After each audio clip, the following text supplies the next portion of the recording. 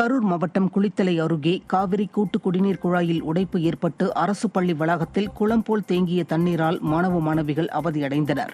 குளித்தலை அருகே தேசியமங்கலத்தில் உள்ள அரசு உயர்நிலைப் பள்ளி வளாகத்தினுள் காவிரி கூட்டு குடிநீர் குழாய் செல்கிறது. இந்நிலையில் காவிரி கூட்டு குடிநீர் குழாயில் திடீரென உடைப்பு ஏற்பட்டதால் தண்ணீர் பள்ளி வளாகத்தில் குளம் போல் தேங்கியதால் பள்ளி மாணவர்கள் கடும் அவதியடைந்தனர். இதனால் பள்ளிக்கு 2 நாட்கள் விடுமுறை அளிக்கப்பட்டுள்ள நிலையில் பள்ளி வளாகத்தில் குடிநீர் குழாயில் அடிக்கடி உடைப்பு ஏற்படுவதாக அப்பகுதி மக்கள் குற்றம் சாட்டியுள்ளனர்.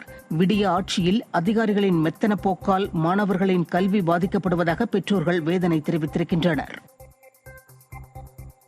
தென்காசி மாவட்டம் பாவூர் சத்திரம் சந்தோஷ் நகரில் வசிக்கும் எப்சிபா ராணி என்பவரை விடியா திமுக நிர்வாகி ஒருவர் பண விவகாரம் தொடர்பாக மிரட்டியுள்ளார்.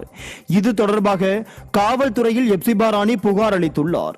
அதில் பாவூர் சத்திரம் சந்தோஷ் நகரில் வசிக்கும் தனது வீட்டின் முன்பு விடியா திமுக தெற்கு ஒன்றிய செயலாளர் மகேஷ் மாயவன் அடையாளம் தெரியாத நபர்கள் மூலம் விடியா திமுக கொடி கட்டிய காரை இரவு நேரத்தில் நிறுத்தி கடந்த 4 நாட்களாக தனது தந்தை மணல் கொடுத்த விவகாரத்தில் 3 லட்சம் ரூபாய் தர வேண்டும் என மிரட்டல் விடும் துணியில் பேசுவதாக குறிப்பிட்டுள்ளார். விடியா திமுக கட்சியினர் இப்படி சாமானியர்களை துன்புறுத்துவது பலரையும் அச்சத்தில் ஆழ்த்தியுள்ளது.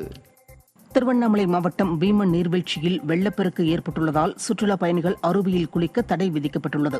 கலசப்பாக்கம் அருகே ஜவ்வாது மலைப்பகுதி மற்றும் அதன் சுற்றுவட்டார பகுதிகளில் தொடர் கனமழை பெய்தது. இதனால் ஜவ்வாது மலையில் உள்ள பீமன் நீர்வீழ்ச்சியில் வெள்ளப்பெருக்கு ஏற்பட்டு தண்ணீர் ஆர்ப்பரித்து கொட்டுகிறது. இதனால் பீமன் நீர்வீழ்ச்சியில் சுற்றுலா பயணிகள் குளிக்க வனத்துறை தடை விதித்திருக்கிறது. கடலூர் மாவட்டம் பன்ருட்டி அருகே நமக்கு நாமே திட்டத்தில் உலர்களம் அமைக்க வந்த விடியா அரசு அதிகாரிகளை தடுத்து நிறுத்திய பொதுமக்களால் அப்பகுதியில் பரபரப்பு ஏற்பட்டது.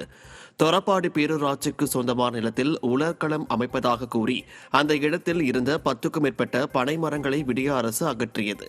இதனையடுத்து அங்கு வந்த மக்கள் விடியா அதிகாரிகளை தடுத்து உலர்களம் அமைக்கும் பணிகளை